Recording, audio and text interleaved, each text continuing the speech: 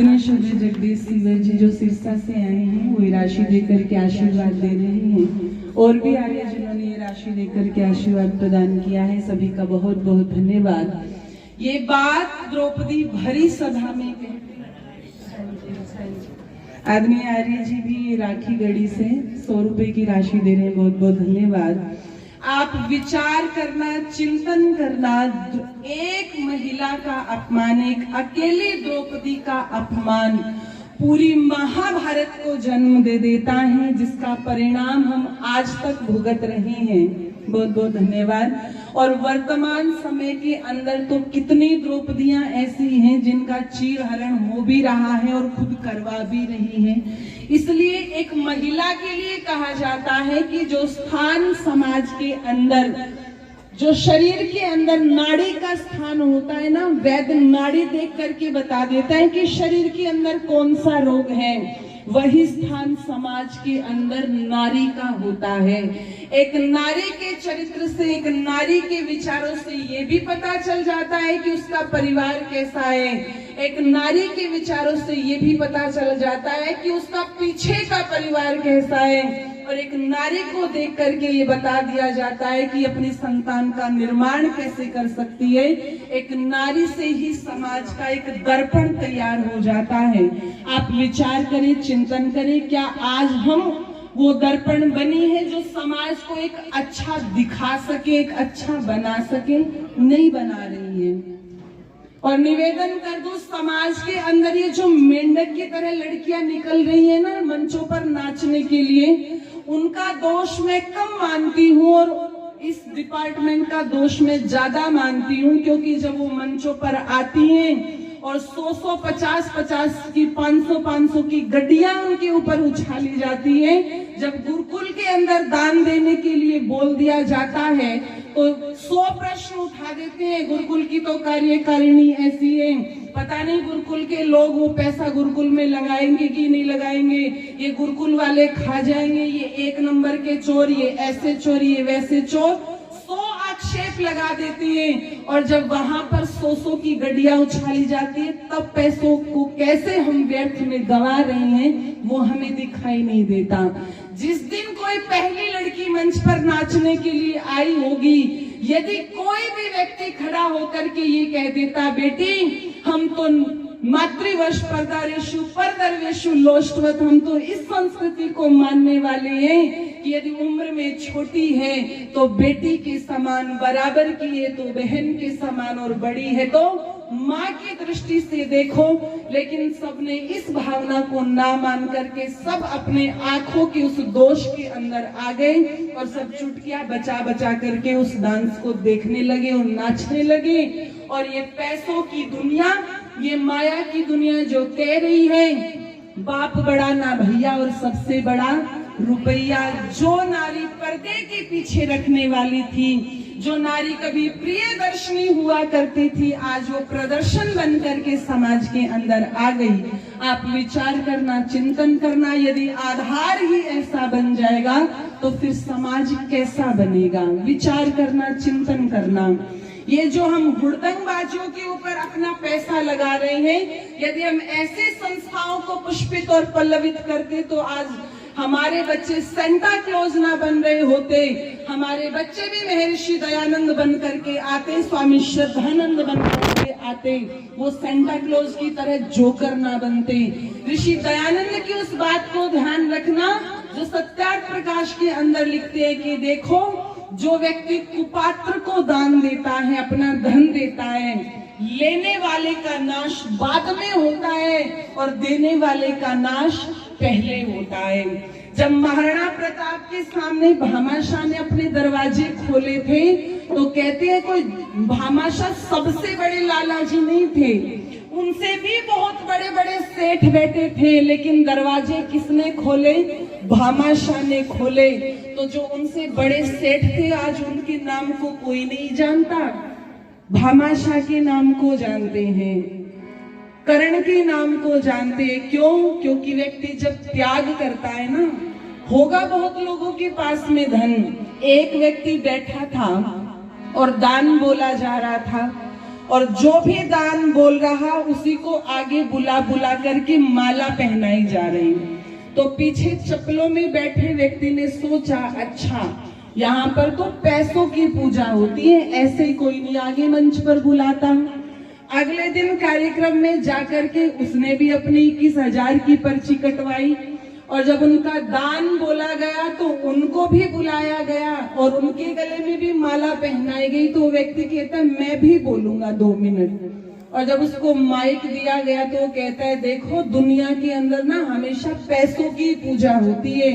कल मैं चप्पलों पर बैठा था तो मुझे किसी ने नहीं पूछा और आज मैंने 21,000 का दान दे दिया तो मेरे गले में माला पहनाई गई। वो व्यक्ति बोला तो मन संचालक ने कहा देखो तुम कल चप्पलों पर बैठे थे और जो पैसे तुमने आज दिए वो पैसे तो कल भी थे तुम्हारे पास में, तुम्हारे बैंक में कल भी थे, लेकिन वो तुम्हारे पास ही थे। जब त्याग तुमने किया तब तुम्हें बुलाया गया, इसलिए तुम्हारे पैसों का सम्मान नहीं है, ये तुम्हारे त्याग का सम्मान है। चप्पलों से उठा करके तुम्हारे गले में माला पहना दी। इसलिए मेरी माताओं ये मत सोचो कि लोग कैसे हैं, हम ये सोचे ये गुरुकुल समाज की व्यवस्था को बनाने वाला है, हम यज्ञीय प्रवृत्ति को मानने वाले हैं। हम अपने जीवन को याज्ञिक बनाएं। केवल अग्निहोत्र ही यज्ञ नहीं होता, दुनिया के अंदर जितने भी परोपकार के काम होते हैं वो यज्ञ कहलाते हैं। एक एक बच्चे को आकर के हम गोद लें, गुरुकुल की इस व्यवस्था को बनाएं कि भोजन की आवश्यकता है, गौशाला में किस चीज की आवश्यकता है। एक जैसे चिड़िया अपनी चोंच में पानी भर करके आग बुझाने का प्रयास करती है, हम भी अपनी चोंच को भर भर करके इस गुरुकुल को पुष्पित और पल्लवित करें। इसलिए लिखा, आइए बस चंद पंक्तियां कह दूं। जिसका ना हो यज्ञ में जीवन क्या उसकी जिंदगानी, होते हुए जो दान करें वो भी कैसा दानी, होते हुए जो दान करें वो भी कैसा दानी।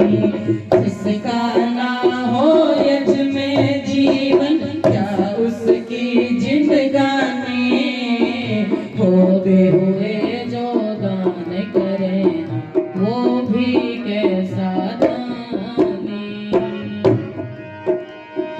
धन दौलत के भरे खजाने यहीं गड़े रह जाएंगे, हाथी घोड़े गाय बैल सब यहीं बंधे रह जाएंगे, हाथी घोड़े गाय बैल सब यहीं बंधे रह जाएंगे, यहीं बंधे रह जाएंगे। बिस्तर बेड पड़े रह जाएंगे, बिस्तर बेड पड़े रह जाएंगे, जाए छोड़ के प्राणी, होते हुए जो दान करेगा वो भी कैसा दानी। जिसका ना हो यज्ञ में जीवन क्या उसकी जिंदगानी, होते हुए जो दान करेगा वो भी कैसा दानी। जिस पत्नी के पीछे व्यक्ति भागता है, जिन बच्चों के पीछे व्यक्ति भागता है, वो तो केवल मरघट तक ही साथ जाता है, लेकिन आपका दिया हुआ दान ना जाने आपके कितने जन्मों तक आपके साथ में रहता है और पुण्य बन करके आपके साथ में घूमता है। इसलिए लिखा, घर के दरवाजे तक तेरी पत्नी रुदन मचाती, मित्र मंडली सगे संबंधी मरघट तक के साथी, मित्र मंडली सगे संबंधी मरघट तक के साथी रे, मरघट तक के साथी। फिर बता तेरा गुण हिमाती, फिर बता तेरा गुण हिमाती, सोच अरे अर्जनी, होते हुए जो दान करे वो भी कैसा दानी, होते हुए जो दान करे वो भी कैसा दान। जिसके लिए सजाया करता सुंदर काया तेरी, एक दिन मरघट अंदर जलकर हो चराग की ढेरी, एक दिन मरघट अंदर जलकर हो चराग की ढेरी रे, हो चराग की ढेरी। यश अपयश और हेरा फेरी, यश अपयश और हेरा फेरी, रह जा सिर्फ कहानी। होते हुए जो दान करेगा वो भी कैसा दानी, होते हुए जो दान करेगा वो भी कैसा दानी। पृथ्वी सिंह बेदर्द कहे ये वीर अकेला जावे, जैसा कर्म करेगा कोई वैसा ही फल पावे, जैसा कर्म करेगा कोई वैसा ही फल पावे रे, वैसा ही फल पावे। ये संसार सराय कहावे, ये संसार सराय कहावे, दुनिया आने जाने। होते हुए जो दान करेगा वो भी कैसा दानी, जिसका ना हो यज में जीवन क्या उसकी जिंदगानी। होते हुए जो दान करेगा वो भी कैसा दानी, वो भी कैसा दानी, वो भी कैसा दानी। इसलिए जब ऋषि दयानंद दान के विषय में लिखते हैं तो वो कहते हैं चाहे श्रद्धा से दो, चाहे अश्रद्धा से दो, चाहे किसी की लोक लाज से दो, चाहे कैसे भी दो, लेकिन दान दो। कहा किसी ने अश्रद्धा से देने का क्या लाभ है, तो ऋषि दयानंद लिखते हैं हो सकता है जब कुसंस्कार हावी होते हैं तो व्यक्ति सद्विचारों की तरफ नहीं बढ़ पाता, लेकिन जैसे जैसे देते जाएंगे तो वो कुसंस्कार नीचे दब जाएंगे, और जो अश्रद्धा से दे रहा है वो कभी श्रद्धा से भी देना शुरू करेगा। इसलिए आप सबने बड़े ही धैर्य और श्रद्धा से सुना है, आप सबका बहुत बहुत धन्यवाद। और जो राशि देकर के मुझे आशीर्वाद प्रदान कर रही हैं सभी का बहुत बहुत धन्यवाद। आग्नेय भ्राता अनुराग आर्य जी इस पूरे कार्यक्रम को रिकॉर्ड करके सोशल मीडिया पे डाल रहे हैं। जब कभी ये कार्यक्रम देखना हो तो आप उनका वैदिक दर्पण हिसार नाम से चैनल सर्च करेंगे तो सारे कार्यक्रम आप इनके चैनल पे सुन सकते हैं। बहुत ज्यादा प्रयास ये करते हैं, वैदिक दर्पण हिसार इस चैनल को खोल करके आप इस पूरे कार्यक्रम को देख सकते हैं। बहुत बहुत धन्यवाद। बहुत धन्यवाद बहन कल्याणी आर्य जी का। उन्होंने प्रेरित भी किया सबको कि अपने जो है इस तरह के कार्यों में दान भी करना चाहिए। और मेरे पास एक सूची भी आई है दान की जो मुझे सुनानी है खास करके इस कार्यक्रम के लिए।